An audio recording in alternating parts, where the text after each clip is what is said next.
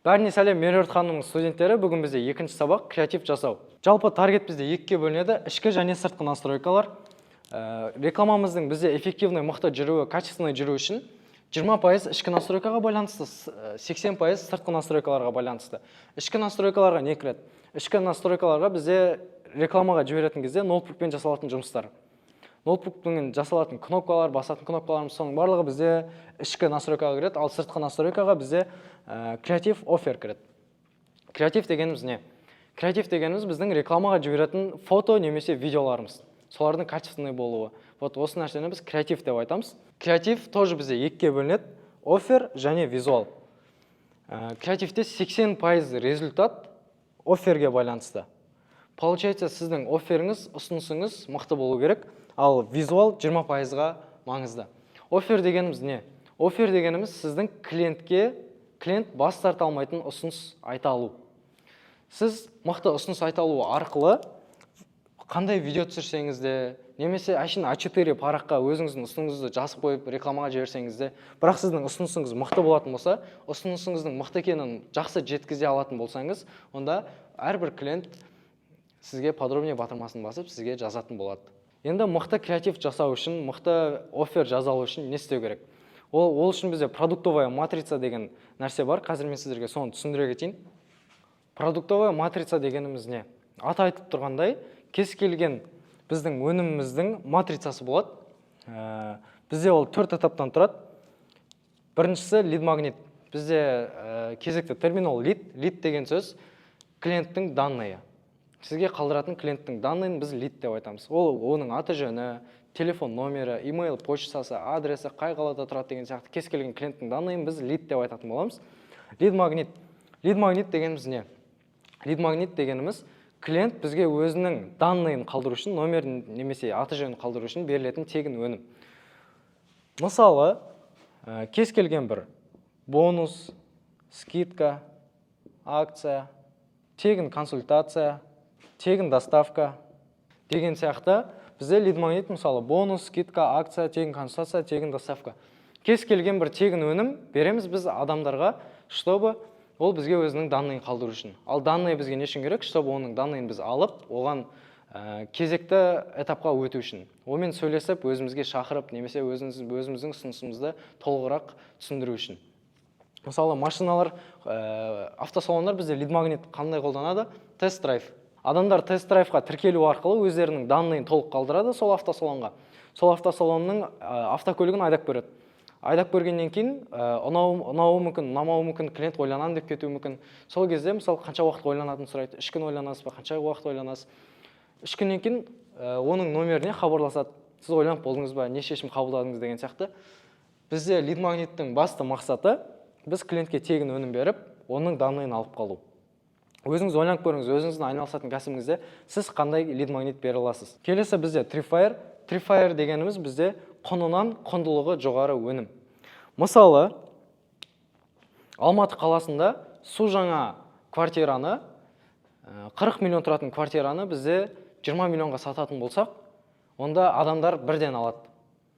Ақшасы жоқ адамдар ақша тауып алады. Неге? Себебі оның құндылығын түсініп тұр. Олар түсініп тұр, что бұл квартира 40 миллион теңге тұрады. Олар 20 миллион теңгеге алып жатыр. 20 миллионға алып 30 миллионға сатып, 10 миллион теңге таза пайда көрсе де болады. Немесе тағы да басқа 20 мың теңге тұратын киімді 5 мың теңгеге көретін болсаң, сен онда 5 мың теңгеге аласың. Неге? Сен оның құндылығын көріп тұрсың. Что ол 20 мың теңге тұрады, сен қазір оны 5 мың теңгеге алып қаласың. Немесе кез келген бір видеограф, таргетологтың услугасы. Например, ол таргетологтың сіз білесіз жұмыс жасайтын 300 мың теңгеге, 400 мың теңгеге, 500 мың теңгеге. Бірақ ол сізге келеді да ұсынады, давайте бірінші айға 100 мың теңгеге жұмыс жасайық. Сіз құндылығын түсініп тұрсыз, что ол өте үлкен жұмыс екен, және ол сізге соны 100 мың теңгеге жасап тұр. Сіз не істейсіз? Тағы да оны қабыл аласыз. Tripwire'дің де основной мақсаты клиенттің сенімділігін арттыру. Получается, біз адамның номерін алдық. Адамның номерін алғаннан кейін онымен толық сөйлестік. Толық сөйлескеннен кейін біз оған келесі этапта ұсынамыз. Бізде осындай курс бар. Курсқа жазылу арқылы сіз осындай нәтижеге жете аласыз. Негізі бұл курс бізде 100 мың теңгеге сатылған, дәл қазір алатын болсаңыз 10 мың теңге деген сияқты айтады. Одан кейін ол 10 мың теңгелік курстың ішіне даталы құнды ақпараттар береді. клиент өзін чувство виныда қалдырып қалатындай. Мен датаво аз төледім бұл нәрсеге, бірақ көп нәрсе алдым. Аз нәрсе беріп, көп нәрсе алатын нәрсе ғой, былайша айтқан кезде Tripwire дегеніміз. Tripwire'дан кейін бізде основной продукт дегеніміз бізде сатылатын басты өніміміз. Басты өнім ол болуы мүмкін, автокөлік болуы мүмкін, диван болуы мүмкін, ол бізде болуы мүмкін, киім болуы мүмкін, курс болуы мүмкін деген сияқты основной продукттар. Одан кейін бізде дополнительный продукт, торт болуы мүмкін основной продукт. Дополнительный продукт біздің мақсатымыз клиентке өзіміздің өнімімізді сату. Өзіміздің өнімімізді сатуда біз ең алғашқы жасаймыз, адамдарға лид магнит береміз. Тегін бір өнім береміз, мені тортты бір тістеп көрсең болады, дәмін көреді, ал дәмін көру үшін ол бізге данныйын қалдырады. Данныйын қалдырдық, біз хабарластық, осындай, және біз тегін консультацияға шақырдық. Консультацияда біз өзіміздің өте құнды тұратын нәрсемізді өте арзан бағада бердік, құнынан құндылығы жоғары өнім бердік. Сөйтіп клиентке ол ұнап қалады. Сөйтеміз де біз оған основной продукт сатамыз. Основной продукт бізде тұруы мүмкін 500 мың деген сияқты, 100 мың теңге, 10 мың теңге болса да, бізде основной продукт сатылады. Основной продукт сатқаннан кейін дополнительный продукт сатылады. Дополнительный продукт дегеніміз не? Дополнительный продукт сіздің чегіңізді, кассаңызды тағы да белгілі бір суммаға дейін көтеретін дополнительный өнімдер. Мысалы, торт бизнесі болатын болса, ол бізде свеча бола алады, шариктар бола алады, немесе жазатын надпистер болуы мүмкін, дополнительный ақшаға сенетін записка болуы мүмкін деген сияқты дополнительный продукт. Машина алатын болсаңыз, сізге мысалы сразу бірден сол жерде бронепленка ұсынады, бронепленка алсаңыз болады бізден, біздің партнерларымыздан осындай жерге барып, жеңілдікпен алсаңыз болады деген сияқты. Дополнительный продукт ұсыну. Бұл міндетті түрде. Егер бизнесті жақсы басқарғыңыз келетін болса, сіз осы нәрселеріңізді толық өздеріңіз біліп алу керексіздер. Сіздер клиентке қандай тегін өнім беріп жатсыздар, сіздер клиентке қандай құнынан құндылығы жоғары өнім беріп жатсыздар. Сіздердің өнімдеріңіз қаншалықты пайдалы, қаншалықты мықты. Одан кейін сіздер клиенттеріңізге өзіңіздің өніміңізді сатқаннан кейін тағы да не ұсына аласыз? Телефон алсаңыз, чехол, стекло аласыз, оған зарядка аласыз, зарядкаға қаптағыш аласыз деген сияқты ғой. Осы нәрсені дәл қазір еріндей өзіңіздің бизнесіңізді жазып шығыңыз.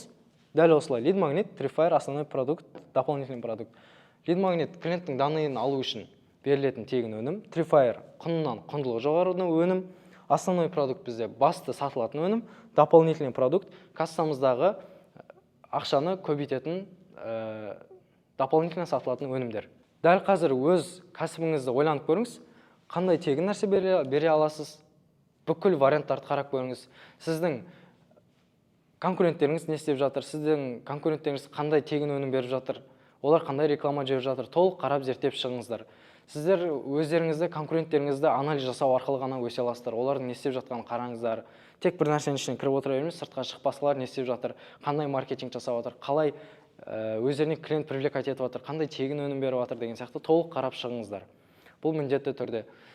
Негізі лайфхак айтатын едім, егер бизнестеріңізді жақсы, оңай жүргізу үшін бүкіл СНГ бойынша өзіңізге бір топ 3 конкуренттеріңізді тауып алыңыз. Одан кейін барып Қазақстан бойынша топ 3 конкурентіңізді тауып алыңыз. Одан кейін өзіңіз қай қалада тұрасыз, сол қаладағы топ 3 ең мықты конкуренттеріңізді тауып алыңыз. Сонда сізде толық 9 конкурент жиналады. Сол 9 конкурентті күні бойы зерттеңіз. Олар қалай сатып жатыр, не істеп сатып жатыр, не үшін олар басқаларға қарағанда мықтырақ сатып жатыр деген сияқты толық зерттеу арқылы сіз өзіңіздің кәсібіңізге де сол нәрселерді внедрять ете аласыздар. Дәл қазір сіздерге тапсырма, осы нәрселерді толық өздеріңізге жазып шығыңыздар, кәсіптеріңізге ойланыңыздар осы нәрсені. Не қоса аласыздар, не айта аласыздар. Сіз осы нәрселерді толық түсініп болғаннан кейін, уже келесі этапқа өте берсек болады. Келесі этап бізде ол оффер жазу. Оффер бас тарта алмайтын ұсыныс. Дәл қазір бұл нәрсеге кіріспес алдын өзіңізге 3 сұрақ қойыңыз. Адам не үшін сіздің өніміңізді алу керек? Адам сіздің өніміңізді алу арқылы өзінің қандай потребності жабылады. Екінші сұрақ, ол өнімді не үшін именно сізден алу керек? Үшінші сұрақ, не үшін ол өнімді сізден дәл қазір алу керек? Негізі осы 3 сұраққа дұрыс жауап беретін болсаңыз, ойланып, онда жақсы бір ұсыныс осы жердің өзінен шығып тұр. Осы сұраққа жақсылап жауап беріп алыңыз, кәдімгідей отырып жазып, одан кейін барып мен уже түсіндіріп бастаймын, содан кейін барып қарап бастағандарыңыз дұрыс болады. Оффер дегеніміз бас тарта алмайтын ұсыныс. Бұл жерде қазір сіз видео креатив жасаған кезіңізде қандай форматта қалай дұрыс жасалу керек екені түсіндіріледі. Бұл жерде ешқандай Google-да бар техникалар емес, бұл техника толық мен өзім авторский техникам. оффер жазуда қолданылатын, өзім шығарғам, қаншама обучениелер алып, осы нәрсеге келгем. Және ең эффективный вариант ол бізде оффер жазуда осы нәрсе. Ең бірінші внимание ұстау. Получается, сіз өзіңіздің ұсынысыңызды айтпастан алдын внимание ұстап қалу қажетсіз. Мысалы, мынау тұрған фломастерді алып беріп жібере аласың ба дегенге қарағанда, мақсат анау фломастерді алып беріп жібере аласың ба десе, мен қараймын. Себебі ол жерде мақсат деп мен внимание ұстап тұр. Сол сияқты бізде внимание ұстаудың бізде үш түрі бар. Ең бірінші бізде движение. Сіздерге шығуы мүмкін, рекламалар зажигалканы жағып тұрып бастайды, немесе біреуді машина соғып атып бастайды, немесе біреу құлап атады, біреу бірдеңе сындырып атады. Жалпы внимание ұстаудың движение арқылы, дыбыс, резкий движение арқылы внимание ұстау. Бірінші движение. Ойлап көріңіз, сіз қандай движениемен зрительдің вниманиесін ұстап қаласыз. Екінші бізде сұрақ. Получается, сұрақ қою арқылы. Через боль. Мысалы, сізде медицина саласы болатын болса, тісіңіз ауырып жүр, қайда емдетеріңізді білмей жүрсіз ба? Немесе сізде студия саласы болатын болса, сіз өз видеоларыңызды түсіретін качественный студия іздеп жүрсіз ба? Немесе видеограф болатын болса, сіз монтаждарыңызды уақытылы түсіріп, уақытылы монтаждап беретін видеограф іздеп жүрсіз ба? Деген сияқты сұрақ қою арқылы, через боль. Оны қалай білеміз? Просто ChatGPT-ге кіріп сұрақ көрсеңіз болады. Сіздің салаңыздағы адамдардың көбінесе бойлы қандай?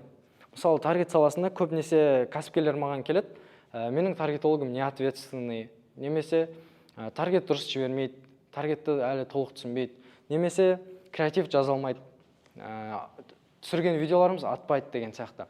Осы нәрселердің барлығын, егер мен мысалы былай ұсыныспен шығатын болсам, ответственный, креативный, өз жұмысын жауапкершілікпен жасайтын таргетолог іздеп жүрген болсаңыз десе, мен может внимание ұстап қалуым мүмкін. Үшінші бізде результат. Қазір көп видеолар шығып жатыр. Қалай мен бір аптаның ішінде мынау тұрған фломастерді сату арқылы 10 миллион теңге жасадым. Деген сияқты, получается, какой-то бір результатты айтып барып внимание ұстаймыз. Егер сізде бір громкий результат болатын болса, негізі осы вариант жақсы. Қалай мен жаңа жыл қарсаңында бір аптаның ішінде елка сату арқылы 30 миллион теңге оборот жасадым. Деген сияқты, осы сияқты нәрселермен, результатпен сұрақ, через боль және движение арқылы бізді внимание ұстасақ болады. Енді внимание ұстағаннан кейін адам бізге өзінің назарын аударғаннан кейін екінші біз оған қызығушылық тудыру керекпіз. Интерес. Қалай интерес тудырамыз? Өзіңді немесе өнімді сату. Мысалы, мен внимание аударттым. Сіз жауапкершілігі мықты, креативный, жас таргетолог іздеп жүрсіз ба деймін. Солай сұрақ қойып, мен внимание ұстаймын. Одан кейін барып, мен өзім сатам.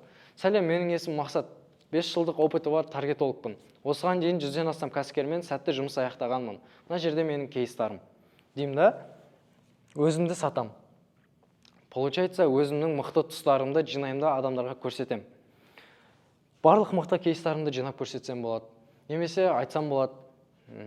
Мысалы, өзімді сатудағы мақсат тоже. Қалай мен планшет сататын клиентіме бір аптаның ішінде 7 миллион теңге табыс алып келген креатив жасадым. Немесе реклама жібердім деген сияқты.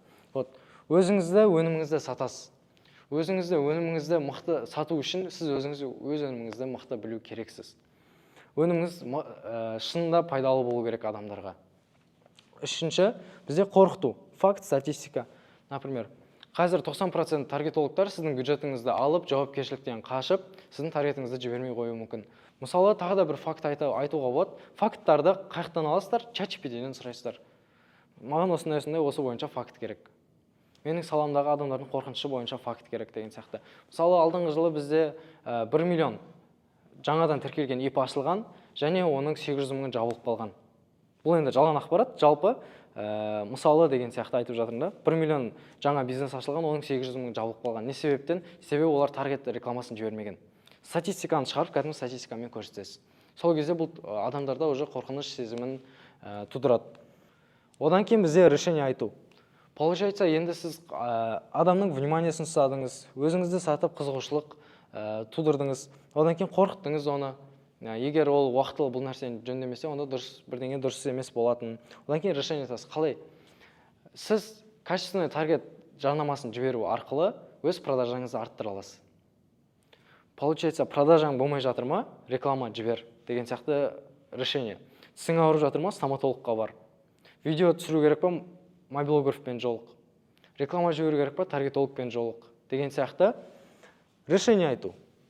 Сіз айтқан проблемаға, сіз айтқан сұраққа сіз решениесін айтасыз. Одан кейін барып бізде келесі сұрақ, не үшін сізден алу керек? Сіз решениені айттыңыз, және ол решениені не үшін именно сізден алу керек? Менен таргет жарнамасын сатып алған адамдарға бірінші айға мен 150 мың теңгеге жасап берем деген сияқты ерекше бір ұсыныс айту. Не үшін менен алу керек? Өйткені менің 5 жылдық опытым бар. Не үшін менен алу керек? Себебі мен 100-ден астам кәсіпкермен сәтті жұмыс жасағанмын. Немесе не үшін менен алу керек? Деймін да, мен өзім жұмыс жасаған блогерлерді қойып қойсам болады. Сол кезде ол уже перенос авторитета болады да, не үшін менен алу керек деген сұраққа жауап береміз. Одан кейін бізде не үшін дәл қазір алу керек? Адам барлығын түсініп тұрады кейде. Ол продукттың өзіне керек екенін, ол продуктты алу керек екенін. Бірақ біз көп жерлердің қателігі, көп кәсіптерде қателік, не үшін дәл қазір алу керек екенін айтпайды. One time offer деген нәрсе бар. Бір ғана уақытқа арналған ұсыныс. Тек қазір ғана действовать ететін ұсыныс. Получается, дәл қазір алатын болсаңыз, 50% жеңілдікпен аласыз. Дәл қазір алатын болсаңыз, біз сізге доставканы тегін жасап береміз. Дәл қазір алатын болсаңыз, біз осындай жеңілдік береміз. Дәл қазір алатын болсаңыз, осындай мынандай нәрсені сыйлыққа береміз. Дәл қазір алатын болсаңыз, сіз осындай бір розыгрышқа қатыса аласыз деген сияқты нәрселер. Дәл қазір алу керек екенін клиентке түсіндіру керек. Сіз өзіңіз ойланып көріңіз, сізге осындай өнім ұсынып тұр, және не ұсынатын болса, сіз дәл қазір алушы едіңіз. Может, рассрочка бар деп айту керек, может, ред бар деп айту керек деген секілді ғой. Одан кейін осы нәрсенің барлығын айттық міне. Внимание ұстау. Вниманиесін ұстадық. Осы үш тәсіл арқылы біз вниманиені ұстадық.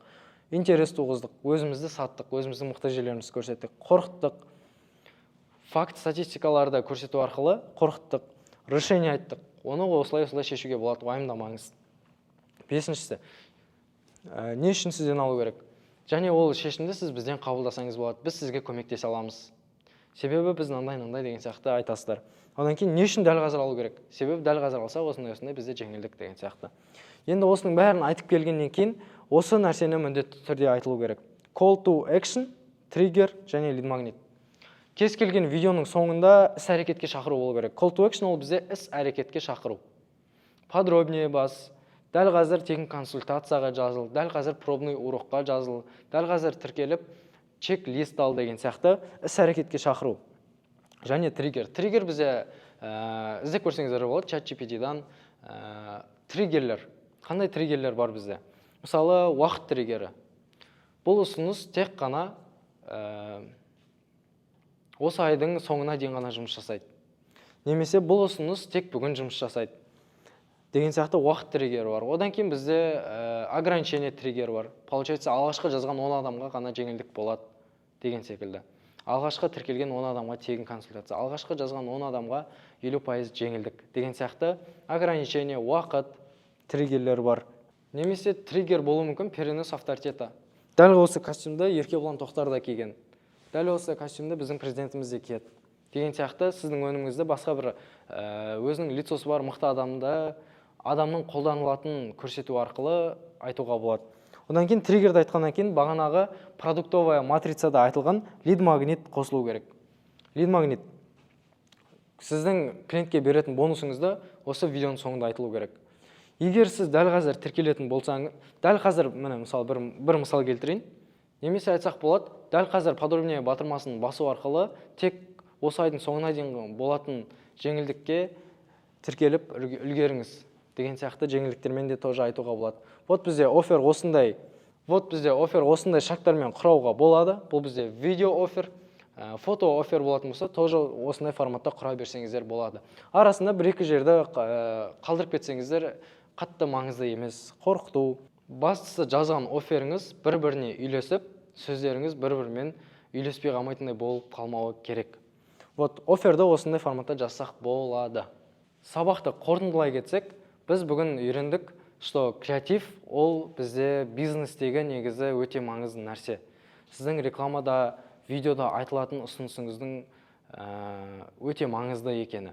Таргет 80% результат мықты болады, егер сіздің креативіңіз мықты болатын болса. Ал сіздің креативіңіз мықты болады, егер офферіңіз мықты болатын болса 80% офферге қатысты. Ал қалған 20% мысалы видеоның әдемі түсірілуі, әдемі локацияда түсірілуі, әдемі монтажбен жасалуы деген сияқты нәрселер ол уже 20%-ға кіреді. Визуал қатты маңызды емес, офферіңіз, ұсынысыңыз өте маңызды.